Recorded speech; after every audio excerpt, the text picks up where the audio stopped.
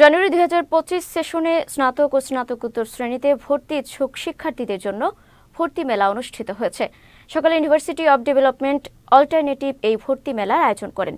শিক্ষাকে নাগরিক অধিকার মনে করে শিক্ষার্থীদের মেধা ও তাদের অভিভাবকদের আয়ের ভিত্তিতে টিউশন ফি নির্ধারণ করেছে University of Development Alternative Yuta.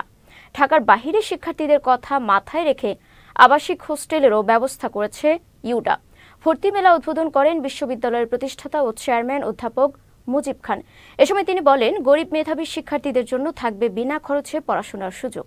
এবারের ভর্তি মেলায় আমরা যে সুযোগগুলো দিচ্ছি সেটার প্রথমটাই হচ্ছে যে বর্তমান দেশের একটা আর্থিক একটা সীমাবদ্ধতা তৈরি হয়েছে, সেদিকে বিবেচনা করে মেধাবী শিক্ষার্থীদের পরিবারের যে আয়ের ভিত্তিতে তার অভিভাবকের আয়ের ভিত্তিতে ফিস নির্ধারণ করা।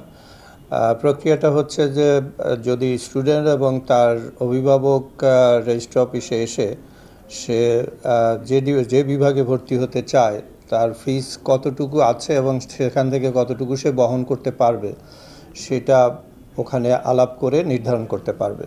এছাড়াও যারা এসএসসি এইচএসসিতে A+ পেয়েছে তাদের 50% ছাড় দেওয়া আছে।